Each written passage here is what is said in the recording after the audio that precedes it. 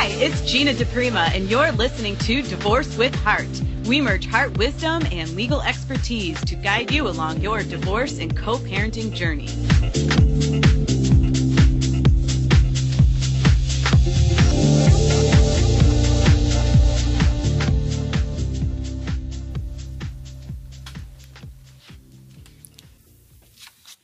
Hey, everybody. How's it going? So if you're listening to this live, it's May 28th, Memorial Day, a holiday. So our station's actually closed. We're doing a pre-record, and I have a special guest with me today.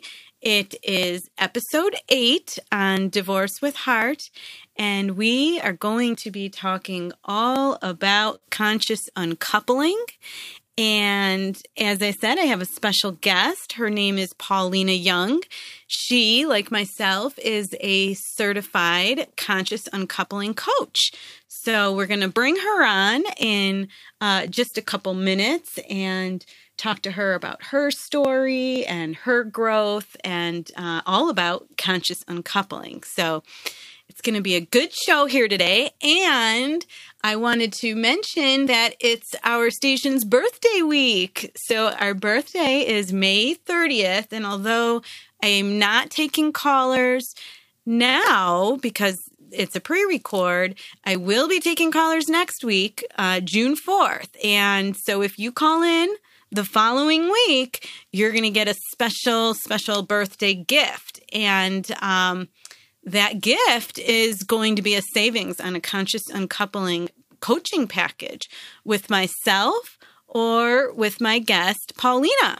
So if you ever had any questions in your mind about conscious uncoupling, wanted to give it a shot, now would be a great time to take advantage of it. You're going to get a savings, and you'll help us celebrate our station's birthday. So please do that. Call us on the 4th and wish us a happy birthday then. Okay, let's get going into our topic. We are talking about conscious uncoupling, and you've probably heard of the terminology before. It became, I guess, popularized or famous when Gwyneth Paltrow just kind of threw it out there and said, you know, she was going through the conscious uncoupling process. And I still, to this day, whenever I get a Google alert, it's most of the time still referring back to Gwyneth Paltrow, which I think is interesting because conscious uncoupling is really so much more than Gwyneth Paltrow. It really is. And it's such a great process, such a great program. It was created by Katherine Woodward Thomas. She wrote the book. It's an international bestseller. There are now, I don't know exactly how many certified conscious uncoupling coaches, but it's not many. And we are international. In fact, my guest, Paulina, is not in the United States. She's in, I want to say, Australia, and she can confirm that when she comes on. So we're all over, but we're not a big number. If I said maybe 200 or so, or less than that, that might be accurate. It's a pretty small number because it is very specialized, and you do have to go through quite a bit of training. But the program itself is just a really, really wonderful thing to do if your goal is to break up in a more dignified, respectful way, and if your goal is one in which you are thinking about your future, and you're thinking about your future and creating the best possible future that you can for yourself and for your children if you have children. And if you don't, it's still a great process, because what you learn when you go through it is all about kind of your, I don't want to say it, your subconscious skeletons in your closet, that you didn't know were there, the things that are hidden beneath the surface that kind of get triggered. And those are the things that oftentimes keep leading us into the same or similar relationships. This is why we see people maybe that were married and divorced multiple times with, the spouse that was so similar, both alcoholics, for example. Okay. Because we repeat these patterns that are unconscious to us or subconscious to us. They're not part of our conscious awareness. That's my point. Okay. And that's something that you can really discover through the conscious uncoupling process so that you can then evolve and grow as a person. And as a result, stop the cycle and repeating the same mistakes. So it's really, really beautiful. It's a 5-step process. And I'm not going to go into all the steps in absolute detail right now, but just to give you an overview, the first step is all about finding emotional freedom. This is the step where you really learn how to harness your difficult emotions, the rage, the hatred, the fear, all of that stuff that you're going through, and how to transform it. How to use the energy of those emotions for something good, how to use it so it can drive you forward instead of tearing you down. And step 2 is all about reclaiming your power and your life. In step 2, this is where you're really challenged to let go of that victim mindset. The victim mindset is the one where your finger's always pointing at the other person. It's always his or her fault, and why did they do this to me? Or it could, in a sense, I suppose, be pointing at your own self if you're getting into things like, how could I have been so stupid? Why didn't I leave sooner? It's all of that nasty blaming and shaming energy that I talked about a few episodes back. Step 3 is all about breaking the pattern and healing your heart. This is the step where you really, really do a deep dive into your heart. This is where you uncover those, as Katherine has termed them, your source fracture stories or your source fracture wound. This is where your heart was broken. And what happens is that when you go through a bad breakup, a divorce, a separation, of course you're upset and of course you're dealing with the circumstances at hand. But what happens is that circumstance often acts like a trigger. It triggers you and it triggers all these old emotions. So then your response is amplified even more. So step 3 is about really getting in there and uncovering and discovering really your source fracture story, which a lot of times is along the lines of unworthiness, not being heard, not being seen, things like this. Okay, so step 4 is becoming a love alchemist. This is where you really get into forward looking and forward thinking and crafting a positive future for yourself. This is where we really get down and dirty in choices that you've made, different choices that you can make, actions that you can take, and things that you can do to really set the tone for a brighter, happier, healthier future. And then the last step, step 5, is called Create Your Happily Even After Life. And this is really just exploring those new structures even further, and making sure that you're, fully rooted and committed to the promises that you've made and the person that you want to be and the future that you want to create. So those, that's kind of a quick rundown, a quick summary of the 5 steps. It's something that if you are even thinking about breaking up or divorcing or separating, I really encourage you to, at the very, very least, get the book. I mean, just go right on to Amazon.com, and no, I'm not getting any kickbacks for this. I'm not benefiting in any way. I just want to help you to heal and grow. And that's it. So go on to Amazon. It's not expensive. Get the book, read the book. It's best if you do it before the breakup. But that's not to say that you can't do it after. There are plenty of people that have done it far after the breakup, even a year after the breakup. And there is still this invaluable benefit.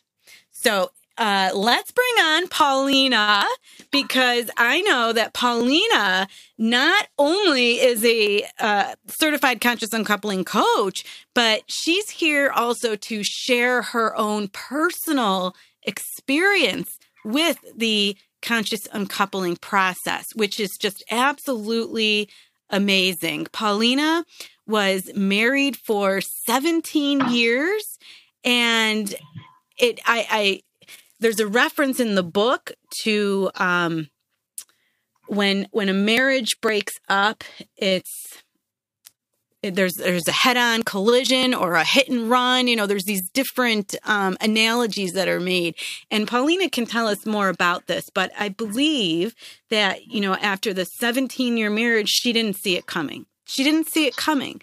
So she was really devastated, but she knew enough to dig down deep inside and not let that devastation take over. She knew enough to get herself into a program and get herself some help so that she could grow and evolve and transform as a person and become the beautiful mother that she is. So, Paulina, are you with me? I'm here. Hello. Thank you for having me. Yay. Hi. Hello. How did I do? Yes, you did amazingly well. And I'm coming to you from Canberra, Australia. So Canberra is the capital of Australia. So many people think it's Sydney, but it's Canberra. So that's where I'm coming from. Well, great. Thank you. Thank you for that, for clarifying. So we've got Australia and Buffalo, New York. See, we're international. Yeah. So cool. And I think it's around about 150 conscious uncoupling coaches at the moment around the world. So I think it's quite small, but we're getting there. We're on this mission to change the way that people break up, and such a important message that we both want to share and help people. Yes. So thank you for that. I wasn't sure. I knew it was a small number, though. So, yeah. So tell us more. I mean, I kind of, summarized a bit of your history and where you were at, what you went through, but let's hear from you. Yeah, great. Thank you. As you said, married for 17 years. I was married at a young age of 23, and I guess he was, my ex was my first sort of real boyfriend. So we married 17 years. We've got 2 beautiful boys. One is age 10 and one is soon to be 9. And I guess for me, it was one of those moments where we all have these moments in our life that sort of change things and shift our whole outlook on life. And towards the and I know that you mentioned it at the beginning, but I guess we were going through a really hard time sort of the last few years of our marriage, and we tried to make it work. We went to counselling, and it kind of got to the point at the end of the marriage where it was one person putting in so much effort and wanting to make it work, and the other one didn't. And I guess we both made a choice then to end the marriage, but it was still such a shock and devastating for me, because I didn't want it to end. I really wanted to make it work. And when you say in that part of the conscious uncoupling book where you look at the level of trauma, was it a head-on collision, single car crash, that kind of thing, for me it was very much I kind of knew it was coming, but in some ways I didn't want to accept that it was coming, and it was really heartbreaking and painful for me. And so it's been now 3 years, so over a little bit over 3 years now, and I guess it's been such a huge growth for me, a big journey of transformation, evolving. And I said to you when we spoke before off air that there was something that was driving me when we decided to separate, is that I didn't want to be the psycho ex-wife or the, you know, how you see the psycho ex-wife or the psycho ex-husband that you see all the time. I didn't want to be that, and I didn't want to be that for myself, for my ex, and for my children. I wanted to, and I always have strived to be a role model for my kids. And yes, I was hurting. Yes, I was in pain.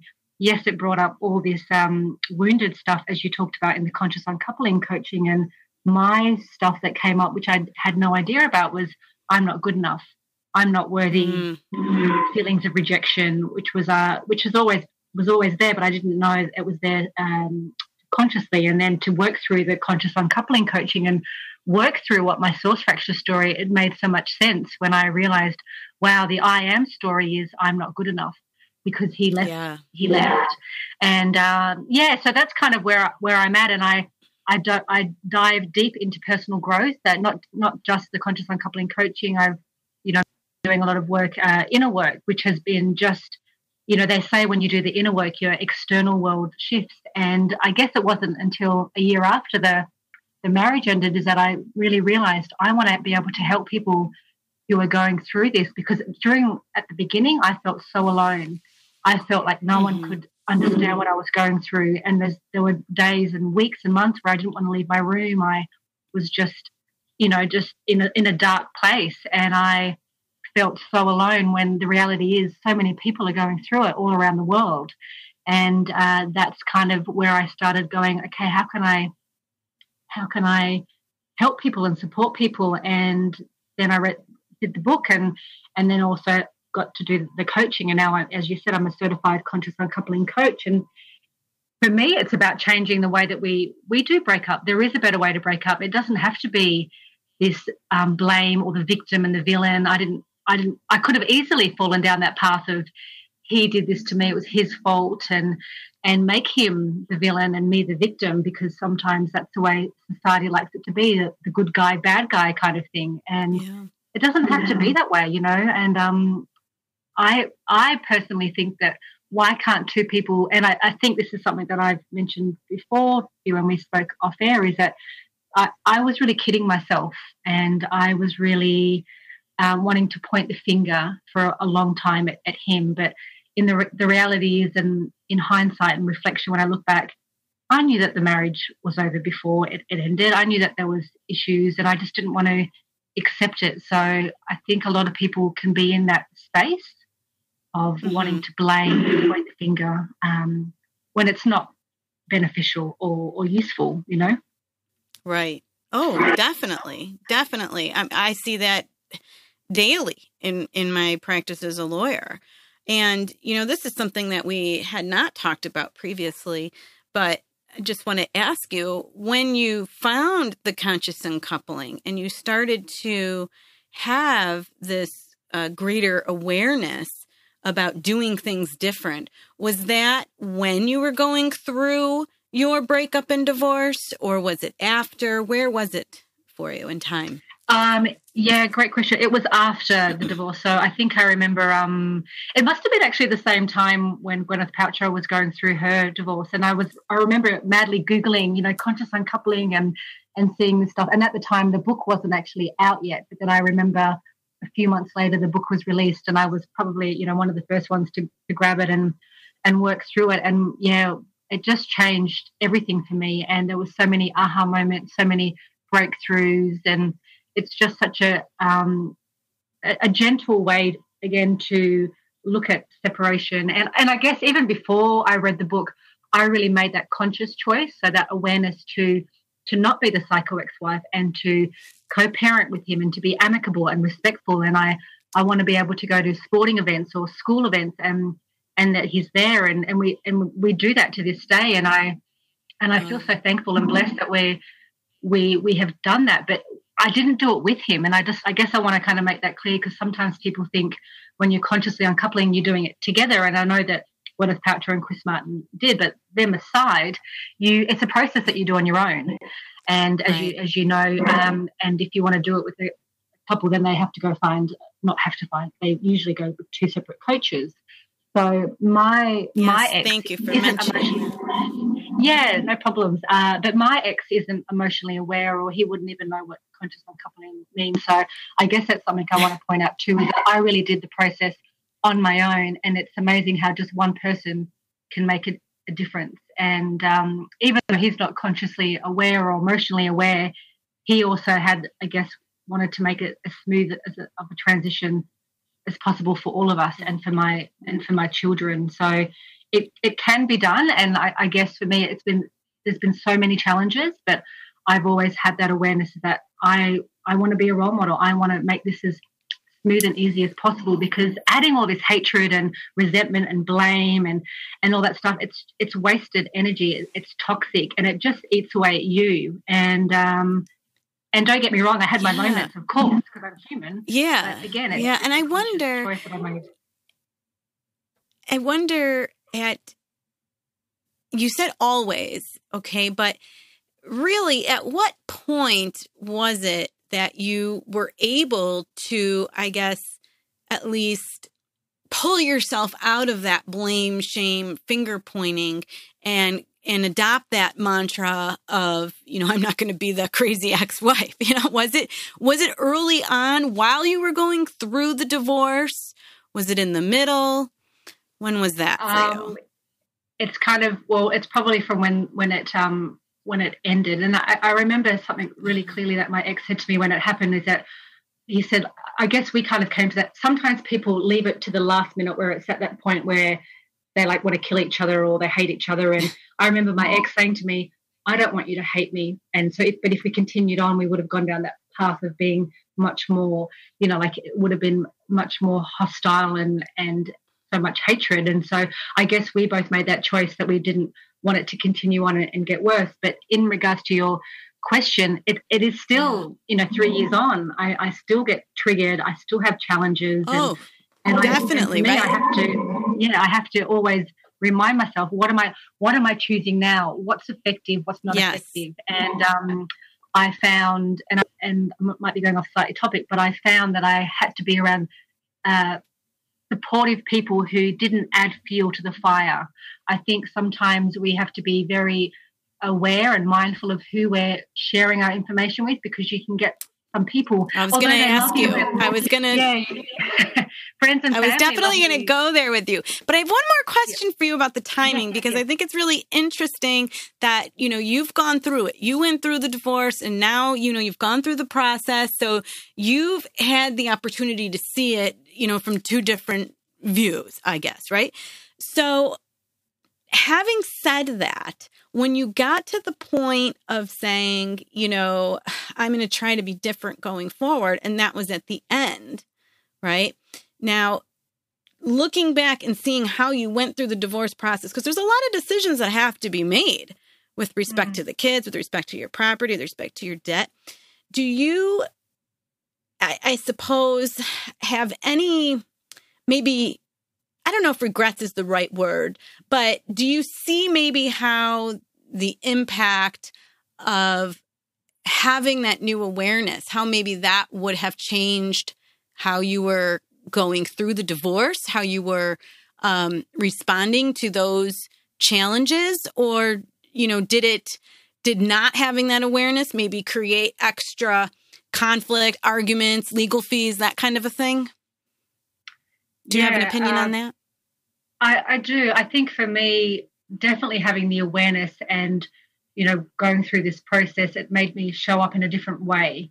And I realized at the beginning I was always projecting all my stuff onto him. And in the conscious uncoupling coaching, I think it's step 4, where we look at what are the old agreements and the new agreements that we have with our exes. And my old agreement was he was my go-to person, but he was still my go-to person after the marriage separated, in regards to me venting and like blaming him. Like, for example, if I had an issue with the kids at night on my own, I'd be like, well, it's your fault because you left me. you know, if you were here, you'd be able to help me. So I guess having much more awareness, I didn't project that onto him, and I perhaps sent it to someone else or to myself, or I sat with all those emotions, because you go through a mixture of everything, don't you? So I guess having that awareness definitely made me pause. It definitely made me reflect, and I very much help my clients. And when I talk to friends, it's that I say respond, don't react. And we are so quick. Yes. Say that again. Say that again. Yeah, so respond and don't react. We are so quick, especially, you know, during a heartbreak, when you're like, you know, you're traumatized, you're grieving, you're 1 minute you're happy, then you're sad, and then you're like distraught, and then you're angry, and then you want to kill them, and then you want to hug them, and then, you know, all this stuff. I was really much about, okay, Paulina, respond, don't react. And again, what am I choosing now? And it wasn't easy, and I had my moments where I did react. Again, I'm only human. We're not perfect or anything. So, but again, it was a real awareness, and what am I choosing now in this moment? Do I want to choose to be nasty and all that to him, or what am I going to choose? So, yeah, I don't know if that answered the question. Yeah, no, absolutely. Yeah, 100%.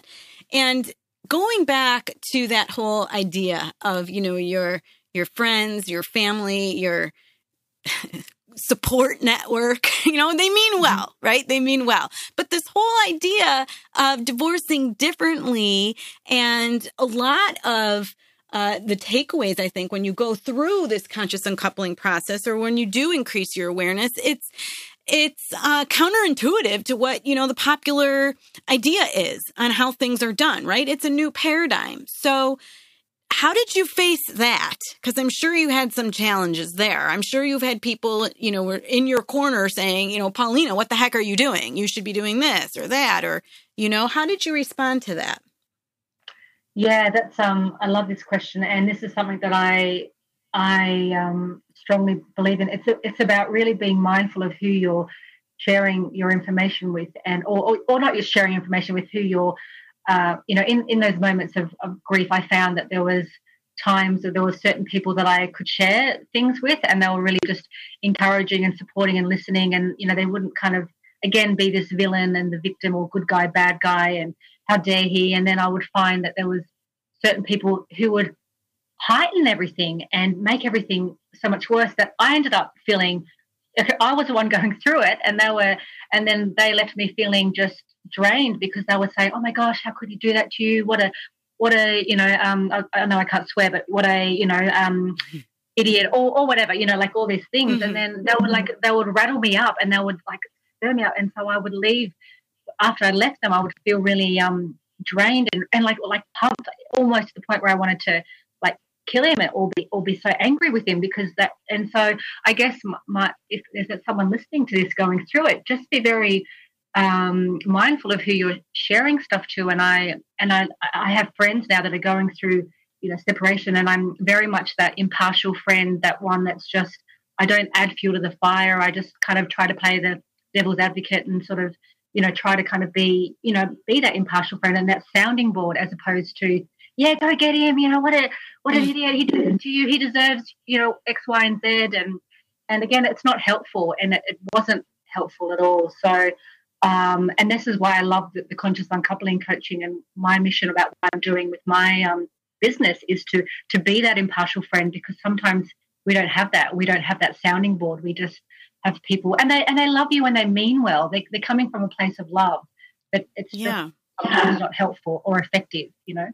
And I think that's what makes it so hard too, because a lot of times it is family members, and, you know, you're dealing with their expectations, and they're also going through a loss sometimes as well. You know, if it's parents, et cetera, you know, and they're worried, and they'll have anxiety, especially if it's an in-law, you know, they'll be worried and have anxiety of, oh my gosh, am I going to be able to see the kids anymore? And all of that comes up. So everybody's got something to deal with, right? So, but I wonder, were you able to ever just come up with anything, or do you have any suggestions today? If, say, you couldn't leave the situation, how could somebody handle that? What could they say? Well, for me, and I guess when I do coach my clients, or for me with my family as well, I guess, and we go through this in the conscious uncoupling coaching, is it what does this new relationship look like now with your ex? And it's about being that role model and setting that example for friends and family, and sort of saying, this relationship didn't work. However, he is still the father of my children, or he's still the father of my fur baby, whatever it is, whether you have children or not.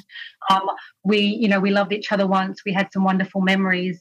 However, now we've decided that we're going to, not part way, or just, separate. And I really want us to remain respectful or amicable to each other, because we've got kids, again, depending on your situation. And so I was very fortunate that my family were, and I see that in my clients, that they're the ones that make the shift. They're the ones that tell their family, I don't want it to be all this nastiness. And, it can be done. And it's not that it's easy, but if you really want to make a change, and I think we're both on this mission to change the way that there is a better way to break up. And if we can just be that role model, and I guess I was the role model. So my sister saw that, and my mum saw it. My dad's not around anymore. Unfortunately, he passed away. But just for them to sort of see, okay, well, if she can be respectful and talk to him, then why can't I? And so again, it's what is it that you're. It's about how do you want to feel? Do you want to feel all tense and worked up and heightened and blaming? And I guess when you're in that blame and resentment, you're stagnant. You're in that victim mindset. You can't move forward. You can't do anything because you're just stuck. And I see that with people that, 5 years, 10 years, 20 years later, she did this to me, he did that to me, and they've got this sense of entitlement that, but they're the ones that are hurting. The other person's moved on, they've got another life or whatever, and it makes me really sad to sort of see that people still carry so much blame and resentment and hatred when it only impacts you, not the other person. And it's like you'll see that your own. I don't know what that noise was. It's like we're the person's their own worst enemy is what it is, and you don't realize it, right? But why don't we take a quick break? And when we come back, we'll continue our little chat here about conscious uncoupling and learning more about you. Okay? Excellent. Thanks. Thank you.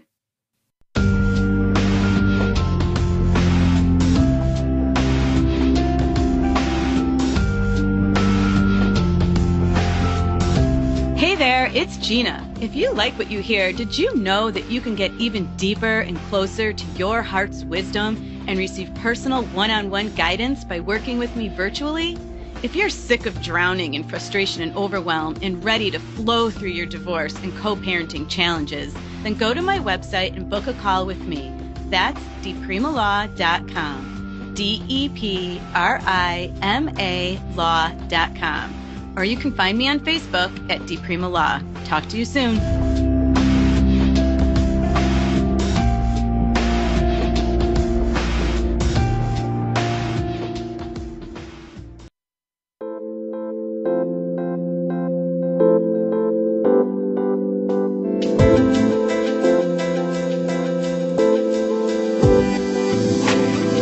Some of you have questions about your partnership, marriage, or co-parenting situation.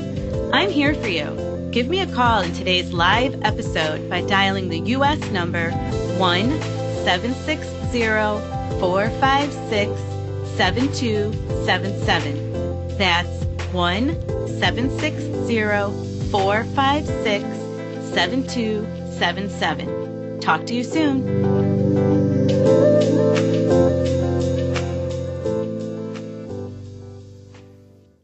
All right. Thank you. Thank you for staying with us. We are with Paulina Young. She's kind of having a dual role here today.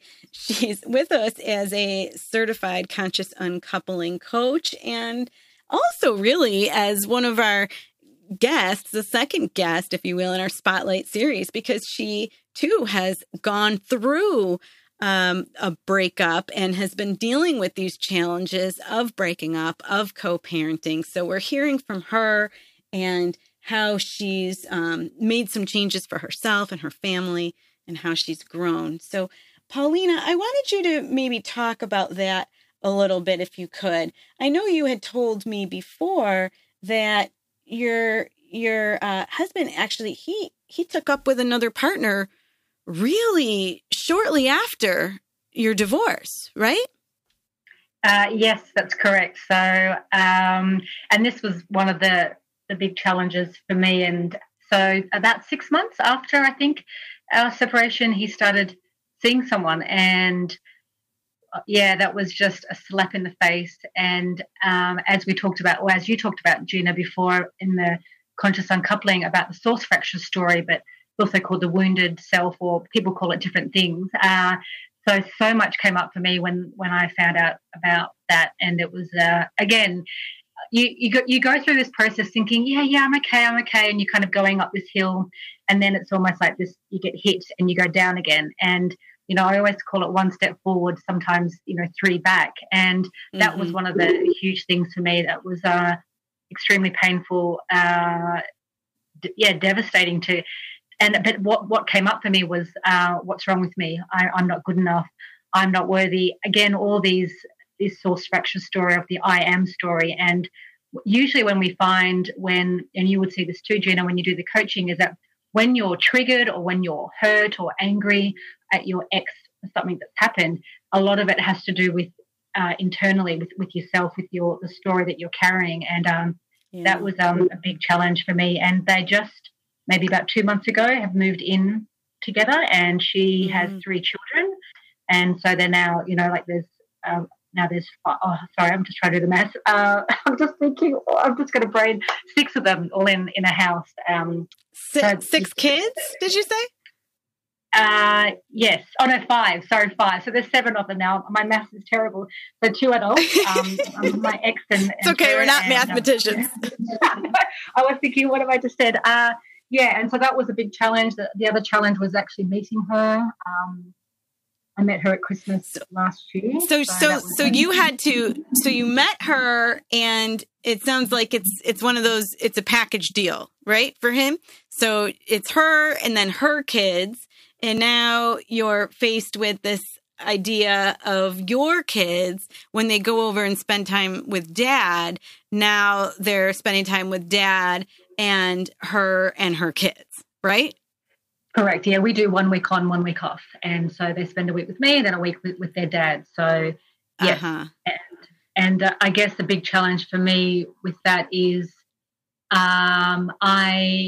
because I met her, it took me a while to kind of get to that point. I didn't feel ready to meet her because, again, all this stuff that was coming up. And when you separate from someone, it's not like there's this magic switch or magic wand that says you don't feel anything anymore, you don't care about him. I still care for him deeply. I guess I will always love him, and so it was really painful to see him starting a new life with her. But, I'm very thankful that she is amazing with my children, and the way I look at it. And I think sometimes we can, as mothers, and I see this quite a lot, is that sometimes we can get insecure and we can tell our children, I will always be your mom, and, say all this stuff to the kids. But I don't have that insecurities that I will always be their mom. And the way I look at it is that there's more love to give from her side. And I'm very thankful that my kids also adore her and she adores them. So sometimes we can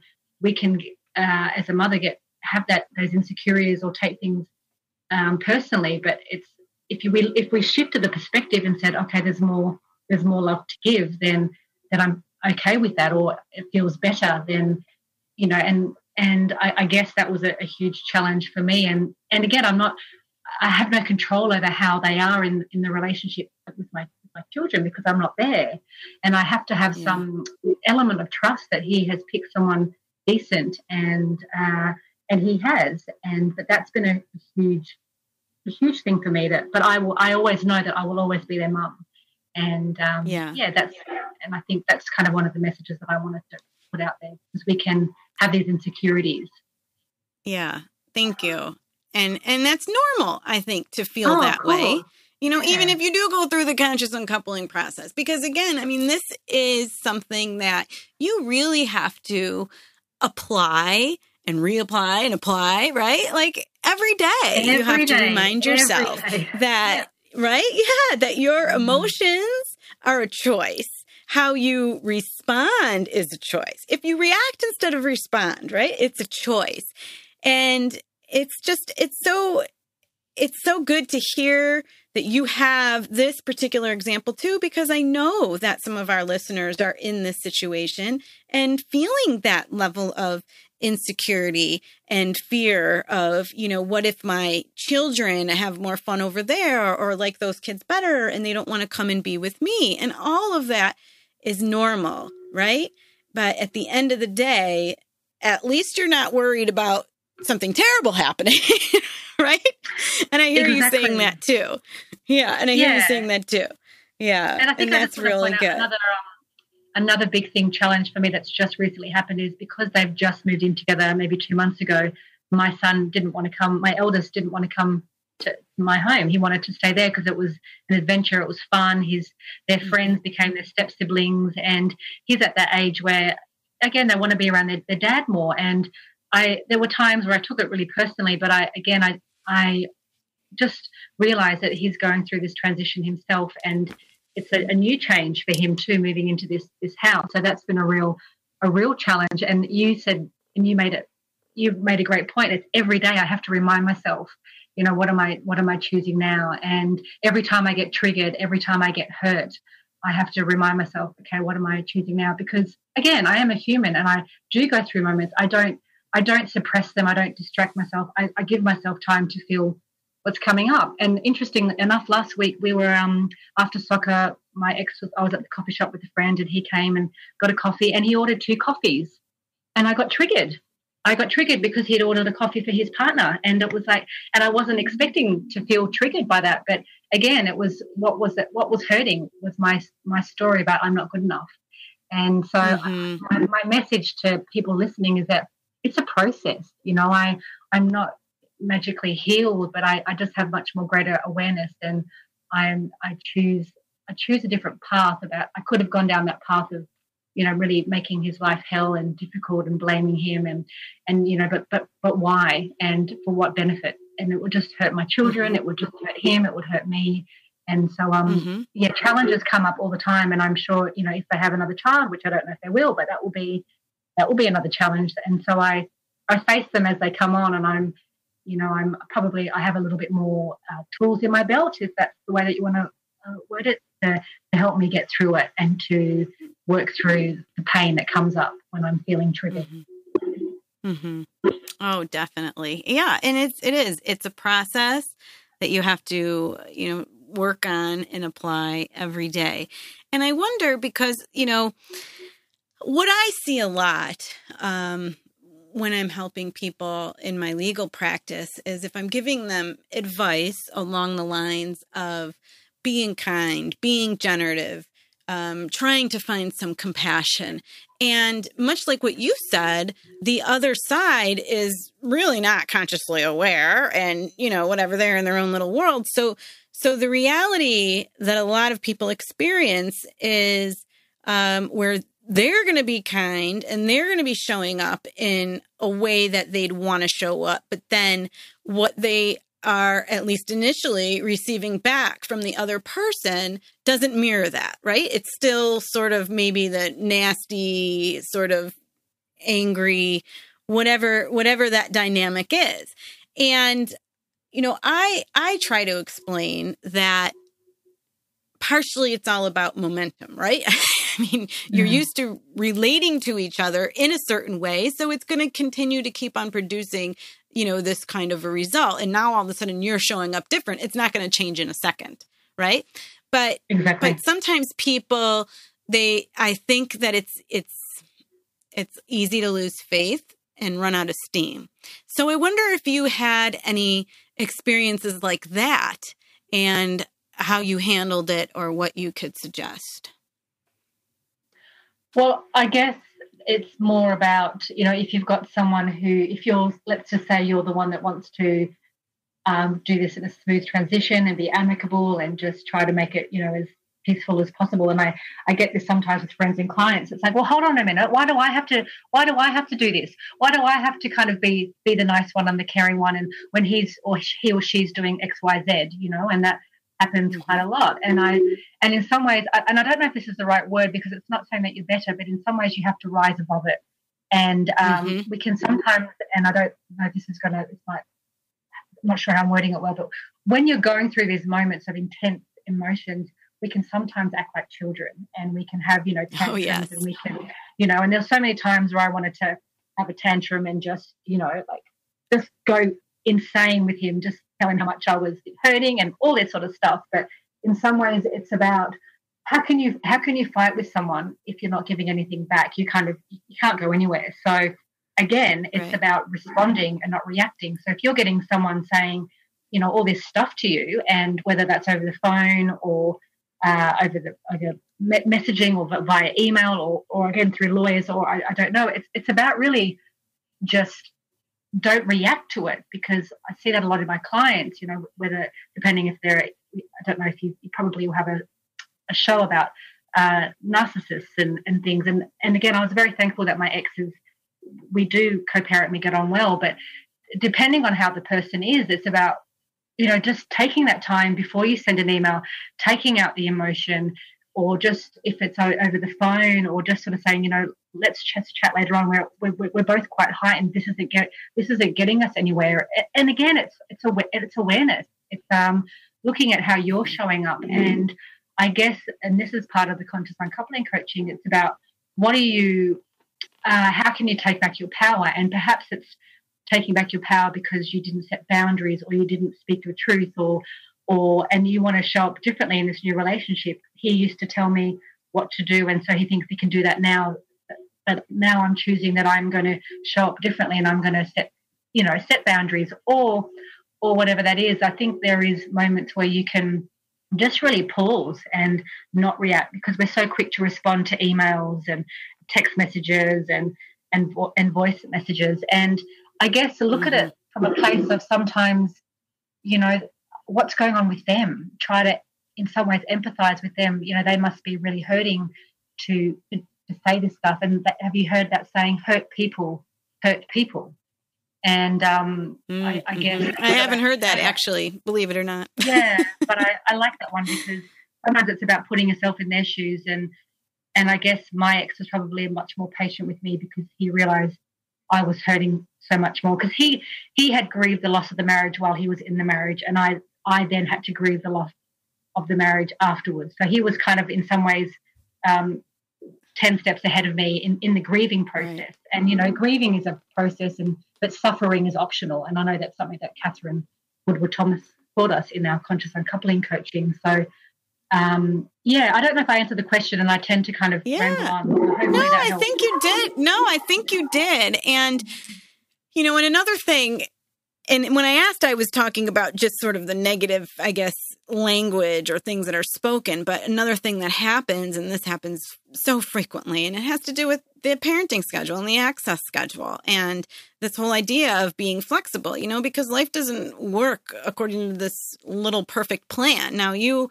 and your ex, you alternate weeks, so maybe you don't have this come up as often, but a lot of people that are on more like a 5-3 schedule, or, you know, there's so many different variations. I don't want to go off on a tangent there, but the bottom line is it requires flexibility. There's times when it requires flexibility and you need to deviate from the schedule. And, you know, so oftentimes I will encourage that. I will encourage my clients to be flexible, to be generative. And this is one of the areas where I think that people really run out of steam the quickest, is when they feel like they're always being flexible, but then they don't feel as though it's being reciprocated by the other side. So if they want flexibility, right? That happens. And I'd still say you stay the course, right? And you do it anyways, because it isn't just the two people that are being affected. There's, three. Well, I don't know how many kids they have. I guess I'm looking at it in categories, right? Mother, father, children. Yeah. So we do then what's best for the children, right? So what's going to be good in that case? Would it be best for the children to not be flexible just because he's not flexible or she's not flexible, right? And I wonder, do you have anything maybe to add to that? Or I love that. Yeah. And it's very much, I find that I see it a lot, is a tit for tat. I did this for you, so it's now your turn, or you didn't, and it's about, if you've got children, and this is probably what this is about, if you have children, what's in the best interest for the children? And I think we live in this world where we want to always be right, and it's, I'm right, you're wrong, you did this, you did that, or you didn't do this. And I think a lot of it too has to do with our expectations, how we expect our ex to be. And it's a different relationship now. You're in a different dynamic. And sometimes it requires more work and more effort because you're not, in this bubble of love and in this relationship, and it requires so much more effort, I guess. So my point on that is that it's about, again, being mindful of what's in the best interest for my children. And yet, fair enough, he's not being flexible, but I'm choosing to be flexible because for my children, and I know it will benefit them. And again, having that awareness about, I remember hearing this when we did our course, Gina, was if the children can't do anything about it, don't tell them, because so many parents share stuff with their kids and it's not helpful for them. And so, that's something that I would probably say. It doesn't have to be a tit for tat point system. And just in some ways, again, I don't know if that's the right word, rise above it, because again, it's not saying that you're better or worse, but just try to take the emotion out and ask yourself, what's in the best interest for my children right now? And is it best for me just to try to be right and hold them back because he won't have them next Friday when I've asked him to? And it just becomes really just wasted toxic energy, and it just eats away at you. And is it worth it? To me, it's not. So I'm very thankful that we're extremely flexible with our kids, that it's smooth, it rolls and it just goes, it flows much better, And I can see that with my kids. They're so grounded because of the way that we are towards each other, Yeah. Yeah. I like rise above it because I think you're rising above this low level negative energy that really doesn't serve any productive purpose. When you could choose something of a higher vibe, right? If you will. And I love that you said that about being right, because I have a different perspective a little bit on that. And I think you do too. And that is, well, it's like, why do we even have to think of ourselves in a sense of even being wrong? Why can't we even just look at the fact that, yes, we were together. Yes, we fell in love. And yes, we were right for being together and falling in love, or, and having these children. And we were right. And you know what? And we were also right to separate, that we don't have to look back on things and say that we were wrong and we've made mistakes. Who says it was a mistake? It's all of those choice points brought you to where you are today. And you need to be where you are today. So it's kind of like, it all happens for a reason. Why can't we just all look at it and say we were right and honor that, right? Yeah, and I think we sometimes forget so much about we're engrossed or in the hatred about what happened, whereas you forget about how many years you had with this person, how much wonderful memories you had. And I'm so thankful that he came into my life because he is the father of my children. But we're not. I look at it now that everyone comes into your life for a reason, a season, and a lifetime. And our journey ended. And now I'm on another journey now, and he's on his new journey with his partner. And so I think if we look at it like that, it can just change things. But it's changing the shift of the way society looks at it. Breakup is in, oh gosh, we have so much shame and blame. And I had so much shame and guilt when my marriage ended. And I don't want people to have that shame and guilt. And this is about changing that shift about, we loved each other once, it didn't work. Now we're going to co-parent our children and move forward. and be humble and gracious. And respect as humans, right? I'm sorry, I didn't mean to cut you off, but we are just at the end of the hour.